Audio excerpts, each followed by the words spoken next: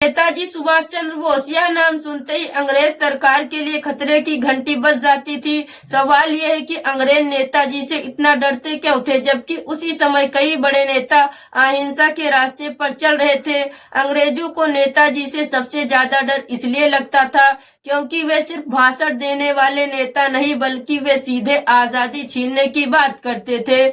उनका मानना था कि अंग्रेज भारत से बातचीत नहीं बल्कि ताकत के सामने झुकेंगे। यही सोच अंग्रेजों के लिए सबसे बड़ी खतरा थी। दूसरी बड़ी वजह थी इंडियन नेशनल आर्मी। नेताजी ने विदेश जाकर भारतीय सैनिकों को इकट्ठा किया और एक ऐसी सेना बनाई जो अंग्रेजों के सामने खड़ी होने को तैयार थी। पहले बार ऐसा हुआ जब अंग्रेजों को महसूस हुआ कि भारतीय सेना उनके खिलाफ हथियार उठा सकती है। अगर उसी समय भारतीय सैनिक बगावत कर देते तो आजादी बहुत पहले ही मिल सकती थी। तीसरी वजह थी नेताजी की जबरदस्त लोकप्रियता। भारत के युवा नेता, सैनिक, आम जनता नेताजी को अपना असली नेता मानने लगी थी।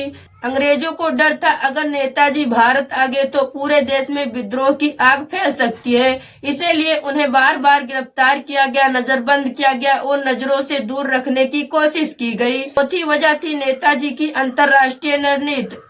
उन्होंने जापान और जर्मनी से समर्थन लिया ताकि अंग्रेजों पर बाहर से भी दबाव डाला जा सके। अंग्रेजों को डर था अगर भारत की आजादी की लड़ाई अंतर्राष्ट्रीय बन गई तो उनका राज ज्यादा समय तक टिक नहीं पाएगा।